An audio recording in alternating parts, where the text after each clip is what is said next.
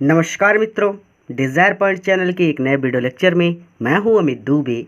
और आज की इस वीडियो लेक्चर में हम क्लास 10th इंग्लिश की एक नई पोएम का अध्ययन करेंगे जिसका नाम है द बाल पोएम। इस वीडियो लेक्चर में आगे बढ़ने से पहले मैं आप सबसे एक छोटा सा प्रॉमिस करता हूं कि जब ये वीडियो लेक्चर कंप्लीट होगा तो आपके लिए ये चैप्टर धुआं होने वाला है, यानी बहुत ही बारीकी से और बहुत सरल शब्दों में मैं आज आपको ये चैप्टर पढ़ाने वाला हूँ। और आज के बाद ये चैप्टर आपके लिए बहुत ही ज़्यादा आसान हो जाएगा। तो सबसे पहले चैप्टर के नाम की बात करें तो चैप्टर का नाम है द बाल। बाल मतलब होता है गेंद, पोएम मतलब कविता। यानी ये जो कविता है ना, सीधा सीधा ये नाम तो लिखा है गेंद कविता, लेकिन इसका सीधा सीधा मतलब कि ये कविता एक गेंद पर है। अगर सीधे सीधे शब्दों में मैं आपको बताऊं तो एक छोटा सा लड़का है जो अपनी गेंद खो देता है और वो बहुत परेशान हो जाता है। ठीक है, तो यही कहानी ये स्टार्ट होती है। चलिए अपनी पोएम पर चलते हैं ताकि आप ज़्यादा ना भटके। कवि कहते हैं, व्हाट क्या इज़ द बॉय, उस लड़के को नाउ अब, उस लड़के को अब व्हाट क्या हो गया है। ठीक है, नाउ मतलब अब, द बॉय उस लड़के को, व्हाट क्या हो गया है। अब उस लड़के को क्या हो गया है, हु जिसने, हैज़ लॉस्ट, लॉस्ट मतलब होता है खो देना, हीज़ अपनी, बॉल मतलब गेंद, जिसने अपनी गेंद लॉस्ट कर दी है, जिसने अपनी गेंद खो दी है। व्हाट क्या, व्हाट क्या, दो बार व्हाट व्हाट है यानी क्या। इज़ ही वहाँ, टू डू करेगा, यानी अब वहाँ व्हाट टू डू क्या करेगा। आई शॉ मैंने देखा है, कभी कहते हैं कि आई शॉ, आई मतलब कभी अपने लिए आई लगा रहे हैं, कभी कहते हैं कि आई शॉ मैंने देखा है, इट इस गेंद को, इट लगा है गेंद के लिए, इस गेंद को, गो जाते हुए, मैरीली, मैरीली मतलब होता है प्रसन्नतापूर्वक, बाउंसिंग गेंद बाउंस करती है ना, गेंद उछलती है, तो प्रसन्नतापूर्वक उछलते हुए।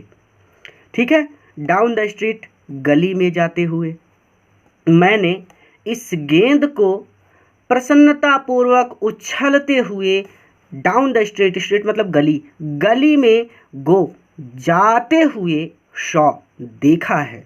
एक एक वर्ड क्लियर कर रहा हूँ। एंड देन और फिर, मैरीली ओवर वो प्रसन्नतापूर्वक उछलते हुए, देयर इट यहाँ गेंद, इज इन वाटर पानी में चली गई। ठीक है, और फिर वह गेंद प्रसन्नतापूर्वक, इट लगा है गेंद के लिए, ठीक है, तो वह गेंद प्रसन्नतापूर्वक उछलते हुए इन द वाटर पानी में चली गई। तो पहले रिवीजन कर लीजिए इतना, फिर आगे चलिए। तो सीधा सीधा कवि कहते हैं कि अब उस लड़के को क्या हो गया है, जिसने अपनी गेंद लॉस्ट कर दी है, जिसने अपनी गेंद खो दी है। What is he to do, he अब वह लड़का, व्हाट टू डू क्या करेगा। दो बार वाट है तो देख कर दो वाट को परेशान मत होइए, वाट का मतलब क्या है। ठीक है, और फिर वाट है यानी क्या है, यानी सीधी सीधी बात कि वो क्या करेगा। ठीक है, तो वाट मतलब क्या ही होता है, चाहे एक बार पढ़े चाहे दो बार पढ़े, पढ़ना क्या ही पड़ेगा। ठीक है, तो व्हाट ही, अब वह लड़का, व्हाट टू डू क्या करेगा, अब वह लड़का क्या करेगा। मैंने, कभी कहते हैं कि मैंने इस गेंद को प्रसन्नतापूर्वक उछलते हुए गली में जाते हुए देखा है, और फिर वह गेंद प्रसन्नतापूर्वक उछलते हुए इन द वाटर पानी में चली गई। नो यूज़ कोई लाभ नहीं है या फिर कोई फायदा नहीं है, टू से यह कहने का, ये कहने का या फिर यह कहने का कोई फायदा नहीं है। ओ कि अरे, देयर आर अदर बाल्स, अदर मतलब दूसरी, बाल्स मतलब गेंद, देयर आर हैं, अर्थात दूसरी गेंदें हैं। यानी कहने का मतलब सीधा सीधा कि आप दुकान पर जाकर दूसरी गेंद खरीद सकते हैं। ये उस बच्चे से अगर मैं कहूँ तो इसका कोई लाभ नहीं है। क्यों? क्योंकि देखिए आप बड़े हो गए हैं, अभी आप बड़े नहीं हुए हैं, आप तो 10th स्टैंडर्ड में हैं। आपकी उम्र में जब हम लोग थे ना, तो हमारे टाइम में लगभग 15 रुपए की गेंद आती थी, लेकिन वो 15 रुपए भी इकट्ठा करना बहुत मुश्किल था हम लोगों के लिए। मम्मी पापा के आगे पैर पटकने पड़ते थे, तब कहीं जाकर 2-4-5 रुपए मिल जाते थे। तो हम लोग गेंद कैसे खरीदते थे कि एक मित्र 5 रुपए ले आता था, दूसरा मित्र 5 रुपए ले आता था, तीसरा मित्र भी 2-4-5 रुपए कहीं से जुगाड़ करके ले आता था और तीनों लोग मिला करके एक गेंद खरीद लेते थे। ठीक है, तो हमारे लिए तो गेंद खरीदना बहुत मुश्किल था, आपके लिए भी शायद होगा, गेंद खरीद पाना बहुत मुश्किल होगा। इसीलिए वो कह रहे हैं कि दूसरी गेंदें हैं ये, ओ अरे देयर आर अदर बॉल्स, दूसरी गेंदें हैं, अर्थात तुम दुकान पर जाकर दूसरी गेंदें खरीद सकते हो। नो यूज टू से, यह कहने का नो यूज, कोई लाभ नहीं है। ठीक है, अब और ध्यान से समझिएगा। एन एक अल्टीमेट, अल्टीमेट का मतलब होता है चरम। शेकिंग ग्रीफ, शेक मतलब होता है हिलना डुलना यानी कांपना, एक तरह से कह सकते हैं। ग्रीफ मतलब दुख से। ठीक है, तो आप इसको पहले ऐसे समझिए, शेक को हम बाद में डिस्कस कर लेंगे क्योंकि यहाँ पे ट्रेम्बलिंग भी दिया हुआ है। तो आप इसको ऐसे पढ़ लीजिए कि एक चरम दुख फिक्सेस द बॉय, उस लड़के को फिक्स कर देता है। जैसे ईंट को फिक्स किया जाता है दीवार में तो वो हिलती डुलती नहीं है, वो एकदम जड़ हो जाती है। उसी तरह से उस बच्चे को फिक्स कर देता है, जड़वत कर देता है, अर्थात जैसे जड़ होती है पेड़ की, वो पेड़ को एक ही स्थान पर खड़ा रखती है, पेड़ कहीं और नहीं जाता। वैसे ही वो एक ही स्थान पर खड़ा है, उसका दिमाग काम नहीं कर रहा कि वो क्या करे। क्योंकि वो दूसरी गेंद खरीद नहीं सकता और पहली गेंद उसकी खो गई है। तो एक चरम दुख उस लड़के को जड़वत कर देता है। एज ही स्टैंड, वो खड़ा होता है। रिजिड, रिजिड का मतलब होता है गहरा दुख। ठीक है, तो वह खड़ा होता है। ट्रेम्बलिंग, कांपते हुए। रिजिड मतलब दुख होता है, साइलेंट कर दिया मैंने, ठीक है, क्योंकि एक बार दुख बोल चुका हूँ। तो वह खड़ा होता है कांपते हुए। ठीक है, तो वह कांपते हुए खड़ा होता है। स्टारिंग, और वो घूर रहा है। Down, down the harbour, down the harbour, harbour का मतलब होता है बंदरगाह। All his young days, all his अपने यंग डेज, बचपन के दिनों को याद करते हुए। अब पूरा मिक्स हो गया ना, नहीं समझ में आया, इसीलिए मैंने पहले एक एक वर्ड क्लियर किया, अब मैं पूरा जोड़ूंगा। देखिए, तो अरे देयर आर अदर बॉल्स, अरे दूसरी गेंदें हैं।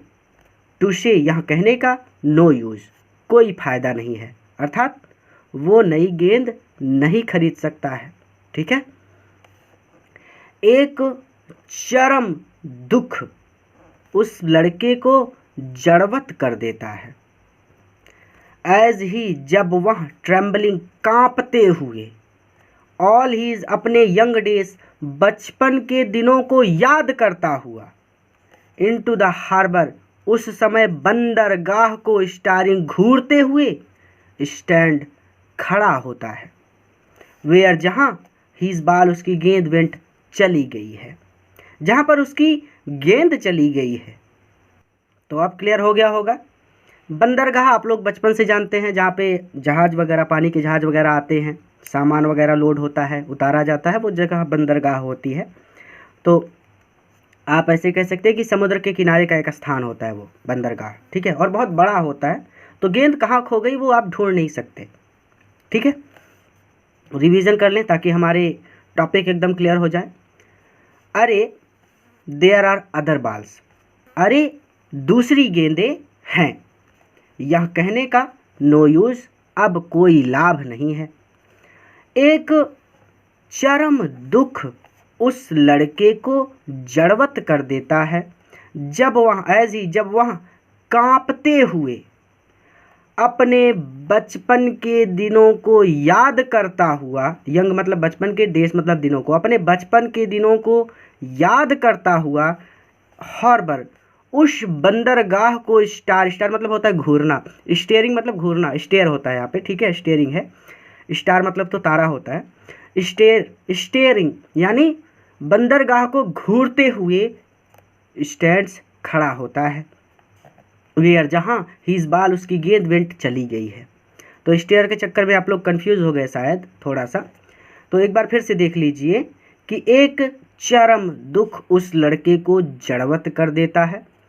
जब, एज ही, जब वह कांपता हुआ अपने बचपन के दिनों को याद करता हुआ उस बंदरगाह को घूरते हुए खड़ा होता है, जहां हीज बॉल, उसकी गेंद वेंट, चली गई।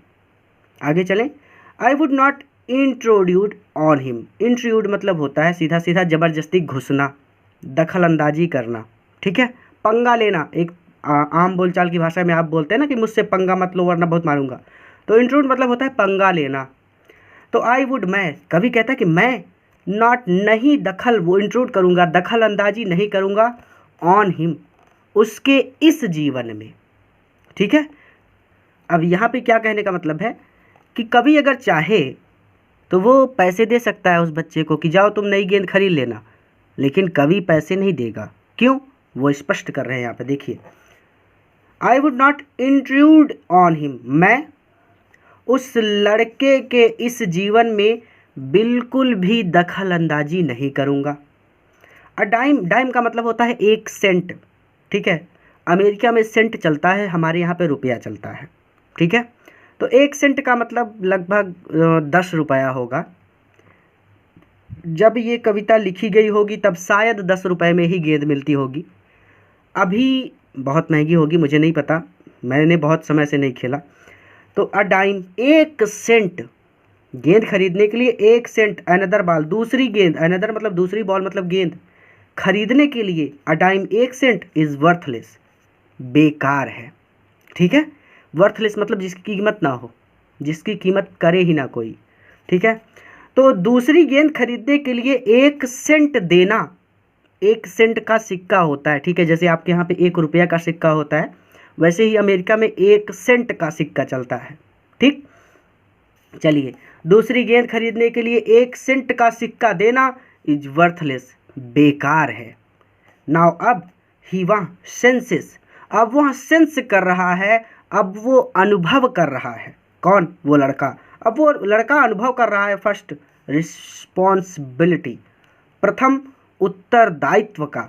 इन अ वर्ल्ड, एक संसार में। आप पोसेशन, पोसेशन का मतलब होता है संपत्ति, लेकिन यहाँ पर आप पोसेशन का मतलब समझ लीजिए भौतिक संसार में, ठीक है, क्योंकि भौतिक संसार में ही तो संपत्ति होती है। इसी दुनिया में, भौतिक संसार का मतलब ये दुनिया, इसी दुनिया में तो पैसा की मतलब मायने रखता है, घर मायने रखता है, ज़मीन मायने रखती है, सारी चीज़ें इस दुनिया में ही मायने रखती हैं। अगर ये दुनिया समाप्त हो जाए तो किसी चीज़ का कोई महत्व नहीं रह जाएगा, ठीक है। अब वह लड़का इस भौतिक संसार में, वर्ल्ड ऑफ पोसेशन, इस भौतिक संसार में फर्स्ट रिस्पॉन्सिबिलिटी, प्रथम उत्तरदायित्व का सेंस कर रहा है, अनुभव कर रहा है, ठीक है। People will take balls, people, लोग, विल टेक, खरीदते रहेंगे, बॉल्स, गेंद, लोग गेंद खरीदते रहेंगे, बॉल्स, और ये गेंदें विल बी लॉस्ट, खोती रहेंगी, ऑलवेज, हमेशा, लिटिल बॉय, और छोटे लड़के, लिटिल बॉय मतलब छोटे लड़के, ऑलवेज, हमेशा, इन गेंदों को लॉस्ट, खोते रहेंगे। यानी ये चक्र चलता रहेगा, लोग गेंद खरीदेंगे और अपने बच्चों को देंगे, और वो बच्चे जब खेलने जाएंगे तो वो अपनी गेंद को फिर से खो देंगे, फिर लोग अपने बच्चों को नई गेंद खरीद कर देंगे।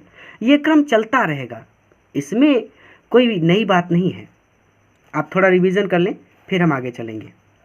मैं, कवि कहते हैं कि मैं उस लड़के के इस जीवन में ज़बरदस्ती दखल अंदाजी नहीं करूँगा। दूसरी गेंद खरीदने के लिए उस लड़के को 1 सेंट का सिक्का देना बेकार है। अब वह लड़का इस भौतिक संसार में, पोसेशन ऑफ वर्ल्ड, वर्ल्ड मतलब संसार, पोसेशन का मतलब संपत्ति होता है, लेकिन हम यहाँ पे वर्ल्ड ऑफ पोसेशन की पूरी हिंदी भौतिक संसार, ठीक है। वर्ल्ड ऑफ पोसेशन की पूरी हिंदी ही होती है भौतिक संसार, ठीक, एक वर्ड में हमेशा के लिए याद कर लीजिए। तो वर्ल्ड ऑफ पोसेशन का मतलब भौतिक संसार हो गया। तो अब वह लड़का वर्ल्ड ऑफ पोसेशन, भौतिक संसार में फर्स्ट रिस्पॉन्सिबिलिटी, प्रथम उत्तरदायित्व का सेंस कर रहा है, अनुभव कर रहा है, ठीक है। तो अब वह लड़का भौतिक संसार में प्रथम उत्तरदायित्व का अनुभव कर रहा है। लोग हमेशा, ऑलवेज मतलब हमेशा, लोग हमेशा, विल टेक बॉल्स, गेंदें खरीदते रहेंगे, और छोटे लड़के हमेशा उन गेंदों को खोते रहेंगे। एंड, और, नो वन, कोई भी व्यक्ति बाई खरीद नहीं सकता, अब उस गेंद को, बैक जो खो गई है, ठीक है। तो कोई भी व्यक्ति एंड और नो वन, कोई भी व्यक्ति और कोई भी व्यक्ति उस गेंद को नहीं खरीद सकता जो खो गई है। ठीक है, बाई मतलब होता है खरीदना। तो जो गेंद खो गई है आप उसको कभी नहीं खरीद सकते। आप दुकान पर जाकर दूसरी नई गेंद खरीद सकते हो, लेकिन जो गेंद खो गई एक बार वो दोबारा नहीं मिलती। ठीक है, तो मनी इज एक्सटर्नल। चलिए भाई, मनी इज एक्सटर्नल, पैसा जो है ना वो एक्सटर्नल है, वो एक बाहरी चीज है। पैसा या फिर धन एक बाहरी चीज है। ही, वहाँ लड़का इज लर्निंग, सीख रहा है। वेल, खैर, खैर वेल मतलब खैर, खैर वह लड़का सीख रहा है। बिहाइंड इज, अपनी डेस्परेट, निराश आइस, आँखों से। वह लड़का, खैर वह लड़का अपनी निराश आँखों से सीख रहा है। क्या सीख रहा है? The epistemology of loss. Epistemology of loss, नुकसान के, लॉस मतलब नुकसान के या फिर खोने के, एपिस्टोमोलॉजी को, ज्ञान शास्त्र को। ठीक है, यानी कोई चीज़ खो गई तो वहीं पर जीवन समाप्त नहीं होता, बल्कि उसके आगे भी जीवन चलता रहता है। हमें प्रयास करना चाहिए कि हम उस स्थिति का सामना करें और आगे बढ़ जाएं। हाउ टू स्टैंड अप, वो स्टैंड अप करना सीख रहा है, वो सामना करना सीख रहा है। स्टैंड अप मतलब सामना करना, वो सामना करना सीख रहा है। या फिर ऐसे पढ़ सकते हैं कि हाउ मतलब कैसे, स्टैंड अप सामना किया जाए। वाट, उस स्थिति का, एवरी मैन जिसे हर एक व्यक्ति को, मस्ट अवश्य ही, वन डे एक ना एक दिन, नो सामना करना ही पड़ेगा। तो सीधा सीधा कि व्हाट, नोइंग मतलब एपिस्टोमोलॉजी ऑफ लॉस, नुकसान के एपिस्टोमोलॉजी, नुकसान के यानी खोने के ज्ञान शास्त्र को वो नो कर रहा है, वो सीख रहा है। चलिए सीधा सीधा खत्म हो गया। और उसके आगे कहते हैं कि हाउ टू स्टैंड अप, कैसे स्टैंड अप किया जाए। उस व्हाट मतलब उस स्थिति का, तो उस स्थिति का सामना कैसे किया जाए जो हर एक व्यक्ति के सामने एक ना एक दिन आनी ही है। मस्ट लगा है तो आप जोड़कर ऐसे भी पढ़ सकते हैं कि एक ना एक दिन अवश्य आएगी। एंड मोस्ट, और बहुत से लोग, नो यह सीखने में, टू स्टैंड अप यानी उस स्थिति का सामना करना, नो सीखने में, मैनी डेज कई दिन लगा देते हैं या फिर बहुत दिन लगा देते हैं। सब कुछ मिक्स हो गया ना। ये पोएम ऐसी ही है, बहुत इजी है, लेकिन एक एक वर्ड को चुन चुन कर पढ़ना होगा। तो चलिए मैं आपके लिए इसको और आसान कर देता हूँ। और नो वन बाइस अ बॉल बैक, और कोई भी व्यक्ति उस गेंद को नहीं खरीद सकता जो खो गई है। मनी इज एक्सटर्नल, पैसा बाहरी चीज है। खैर वह अपनी निराश आँखों से खोने के ज्ञान शास्त्र को सीख रहा है। और उस स्थिति का, व्हाट मतलब उस स्थिति का, नोइंग को गोली मारिए, उस स्थिति का सामना कैसे किया जाए जो एवरीमैन, हर एक व्यक्ति के सामने एक ना एक दिन अवश्य आएगी। और उस स्थिति का सामना करना सीखने में बहुत से लोग मैनी डेज, बहुत दिन लगा देते हैं। चलिए पहले इस चीज़ को समझिए कि क्या कहा जा रहा है, फिर आप इस चैप्टर को आसानी से समझ जाएंगे। लेखक ने एक बात कही कि कोई भी व्यक्ति उस गेंद को नहीं खरीद सकता जो खो गई है। अर्थात बहुत आम बोलचाल की भाषा में, अगर आप अपने जीवन में किसी व्यक्ति को पाने का प्रयास कर रहे हैं, कोई भी व्यक्ति हो, ठीक है, और आपकी किसी हरकत की वजह से या फिर आप वो थोड़ा सा बहुत ज़्यादा अपने आप को हीरो समझ रहे हो या सुपरमैन समझ रहे हो, वो आपके जीवन से दूर चले जाते हैं। कोई रिश्तेदार हो, कोई मित्र हो सकते हैं, तो वो आपके जीवन से अगर दूर चले जाते हैं ना, तो आपको टेंशन नहीं लेनी चाहिए, परेशान नहीं होना चाहिए कि अरे वो हमारे जीवन से दूर चले गए। ऐसा नहीं है।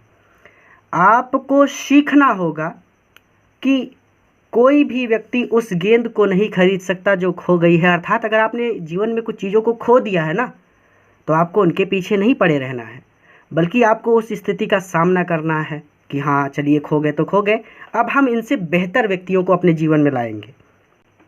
ठीक है, कोई रिश्तेदार हैं वो आपसे बात नहीं कर रहे, चलो भाई कोई बात नहीं, हम आपसे रिश्तेदार भले हो आप, हम आपसे बात नहीं करेंगे, हम नए लोगों से नए रिश्ते बनाएंगे और हम उन्हें से अपने सारे सपनों को उनके साथ मिलकर पूरा करेंगे। ठीक है, तो यही चीज़ यहाँ पर समझाने की कोशिश की गई है कि अभी बहुत छोटे स्तर पर मैंने आपको समझा दिया, लेकिन जैसे जैसे आप बड़े होते जाएंगे ना, आप अपने जीवन में बहुत सारी चीज़ों को खोते जाएंगे, बहुत सारी चीज़ें आप कई बार फेल हो जाएंगे एग्ज़ाम में, कई बार अपने सपनों को पूरा करने में आप फेल हो जाएंगे, आप असफल होते रहेंगे, लेकिन उस स्थिति का आपको सामना करना पड़ेगा। क्यों? क्योंकि ये स्थिति हर एक व्यक्ति के जीवन में एक ना एक दिन अवश्य आएगी। मस्ट मतलब अवश्य आएगी। ठीक है, तो यही चीज़ यहाँ पर यही चीज़ समझाई गई है कि कभी चाहते तो 1 रुपया उस बच्चे को दे देते, लेकिन उन्होंने दिया नहीं। क्यों? क्योंकि कभी चाहते हैं कि वो खुद सीखे कि चुनौतियों का सामना कैसे करना है। तो अब शायद आप इसको अच्छी तरह से समझ जाएंगे कि और कोई भी व्यक्ति उस गेंद को नहीं खरीद सकता जो खो गई हो। पैसा बाहरी चीज़ है। खैर, वह लड़का अपनी निराश आँखों से सीख रहा है। ठीक है, तो क्या सीख रहा है? खोने के ज्ञान शास्त्र को। तो पूरा जोड़कर ऐसे भी पढ़ सकते हैं कि खैर वह लड़का अपनी निराश आँखों से खोने के ज्ञान शास्त्र को सीख रहा है कि और उस स्थिति का सामना कैसे किया जाए, how to stand up what, उस स्थिति का सामना कैसे किया जाए जो हर एक व्यक्ति के जीवन में एक ना एक दिन अवश्य आएगी। How to stand up and और मोस्ट, अधिकांश लोग या फिर ज़्यादातर लोग हाउ टू स्टैंड अप, उस स्थिति का सामना करना सीखने में मैनी डेज, बहुत दिन लगा देते हैं। नो मतलब सीखने में। ठीक है, तो यहीं पर ये पोएम कंप्लीट होती है। अब बहुत बारीकी से समझा दिया है, एक बार खुद से इसे ज़रूर पढ़ लीजिएगा और कहीं पर अगर अटकें तो वीडियो को फिर से स्टार्ट करके पढ़ लीजिएगा। पूरा वीडियो देखने के लिए धन्यवाद। किसी नए वीडियो लेक्चर में किसी नए चैप्टर के साथ मैं आपसे फिर से मिलूँगा।